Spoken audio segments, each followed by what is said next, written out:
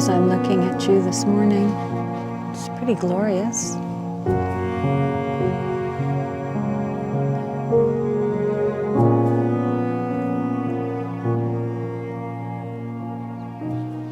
I said, "Are you leaving me?"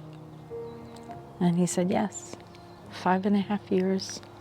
When I came down here in 2014 and 15, the winters, in my RV, I had just bought an RV because I wanted to travel, and I was living with my then significant other, who's a friend. We lived together for 14 years.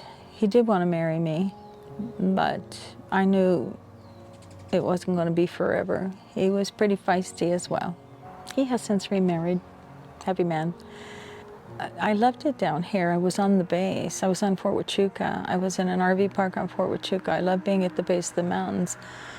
The big difference is I had a home base. I had a home in Washington, a home that I paid for. He lived in, he maintained, he took care of. He took care of the dogs, the cats.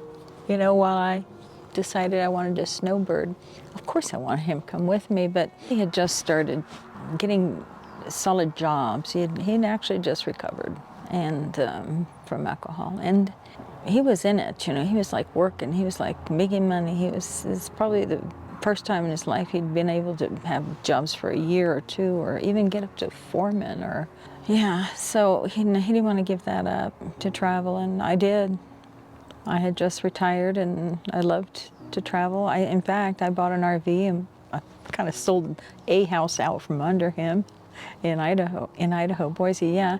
And I said, okay, I've got this RV and I'm just gonna go travel, and I'm selling the house. And so he came with me, and he worked while we went down to Alabama, the Gulf Coast, and wintered down there. He worked, and then I went to work at the Park Service in Montana. We moved up there, and he found other jobs, but you know, he wanted a solid run, right? He wanted something with benefits or whatever, and you know, and I wanted to see my grandchildren more. I wasn't making enough money in retirement, so I went back to work for the federal government and acquired a job in Nebraska, which is fine. My dad was from Nebraska. I knew it was in my blood.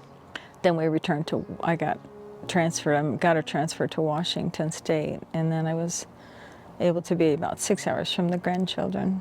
When I left, I didn't have grandchildren. Then I did. I don't know. How does that work out? So I came down here. I had a home base. I had a man that was holding down the fort, and I would call him every day. Every day we would talk.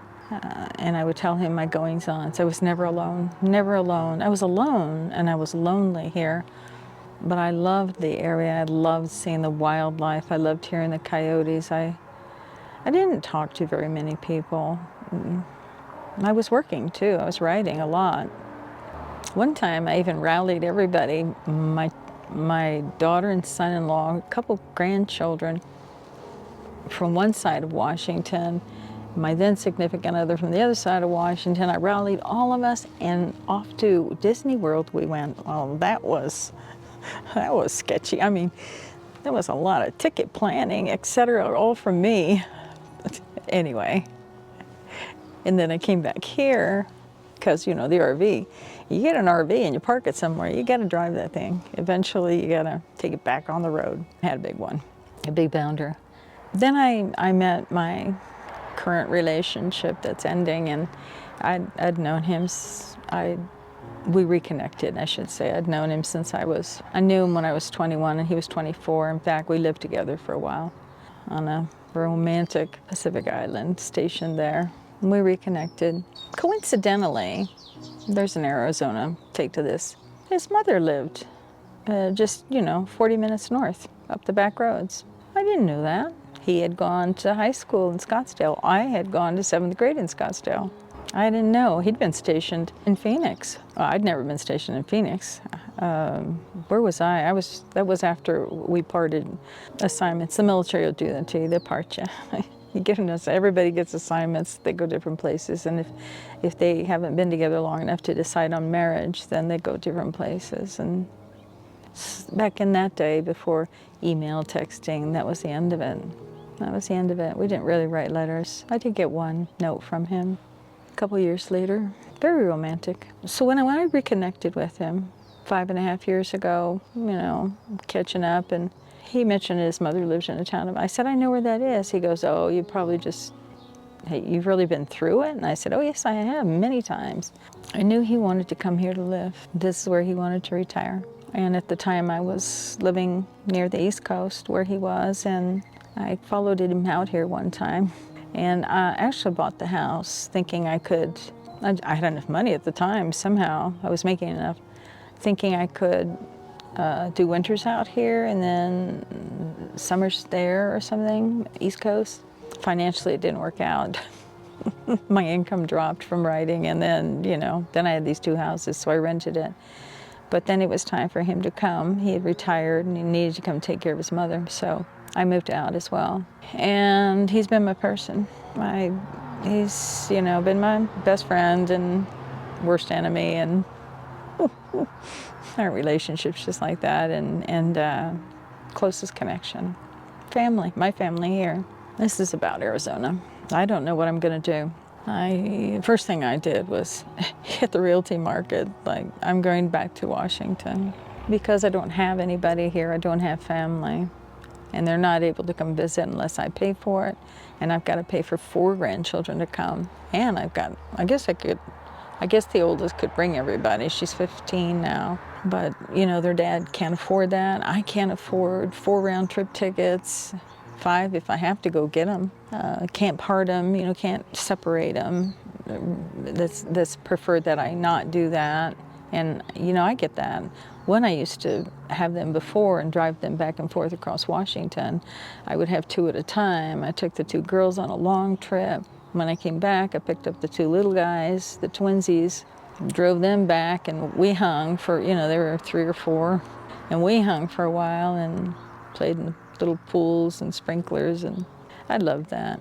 I can't afford to move back there. I was looking at the market up there. The house that I bought for $240, new, I had it built, $240, $512. Yeah.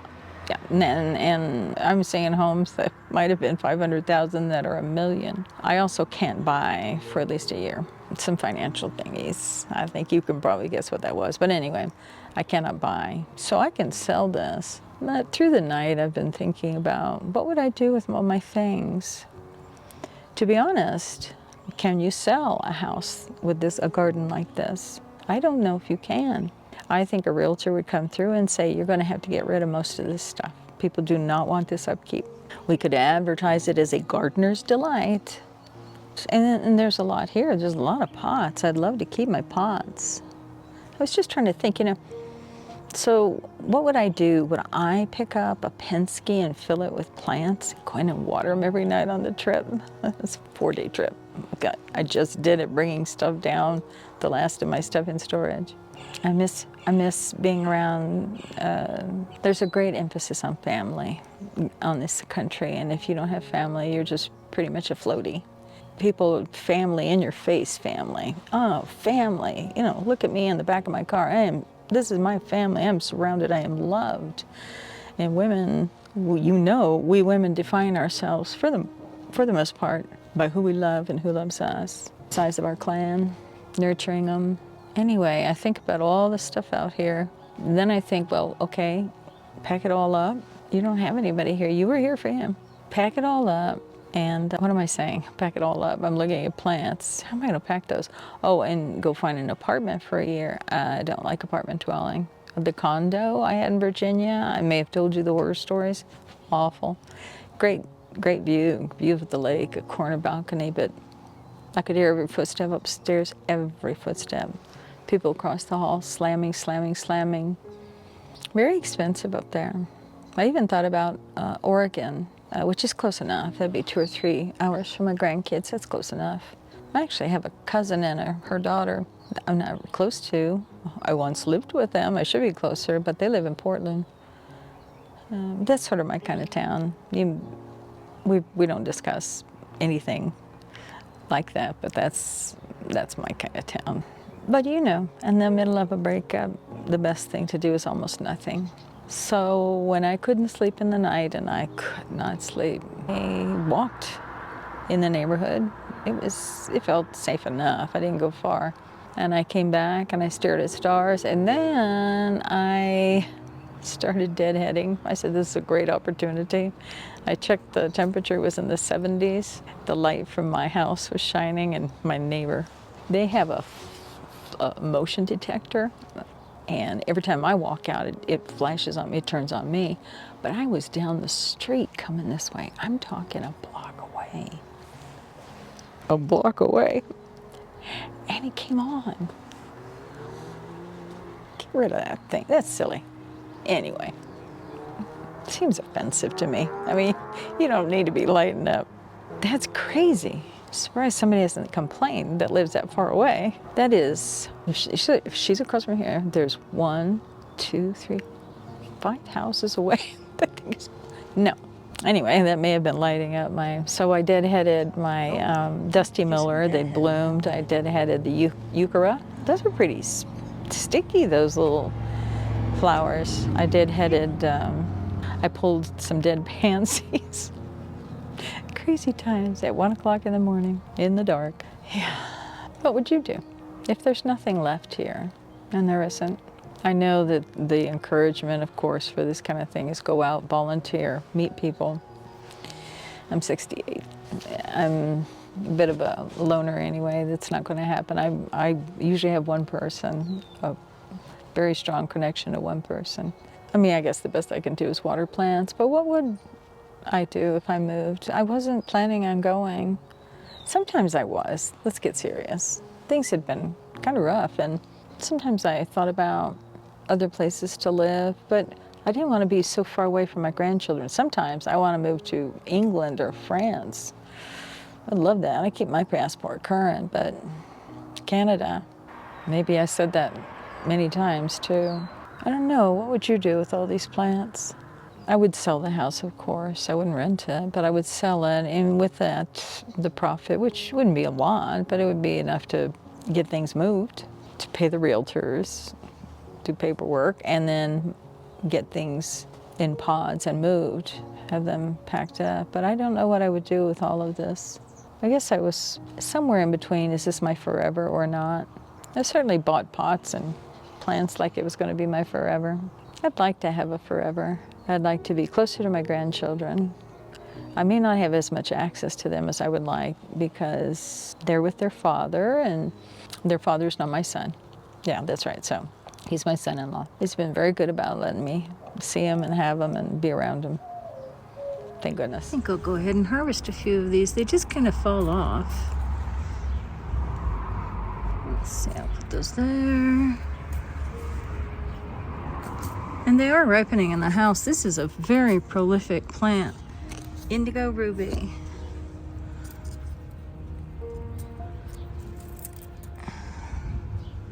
Yeah, and see, it's got a bunch on there. I like that this pepper's getting bigger. Unlike my Cherokee purple, which doesn't even have a blossom. Oh dear. These are doing well in the heat. How's my little tomato doing since I tied it back? Oh, that one little tomato. I did feed it everything 2 days ago. I decided to go ahead and add food to the bottom of the containers. I love this. I hope it stays that way. And here's the other one, a different kind. I hope he stays that way. All right. Time to go inside. Oh, I wanted to show you. There's the little white flowers on the bougainvillea. Those are actually the flowers. These are bracts. B-R-A-C-T-S. And then I wanted to show you the little white blossoms that come out on this crepe myrtle tree. You see where some are white, some are coming out pink. And I think if we can see, it's converting to the darker red, I believe. So pretty. So I'm very attracted to multicolored plants. My hair's up. I didn't get a chance to say goodbye to you today because I got a phone call or made a phone call. I can't remember which it was. And so that's it for me today. Talk to you soon. Bye. I just love the look of those bougainvillea. Gosh, aren't they just pretty? Oh my goodness. Bougainvillea are the prettiest flowers. They're worth keeping and maybe buying them every year if they don't overwinter, which mine spent the winter in my poor woman's greenhouse. They are worth it. So beautiful. You see these darker orange are turning to a lighter salmon. Isn't that just gorgeous? That's what I love about them.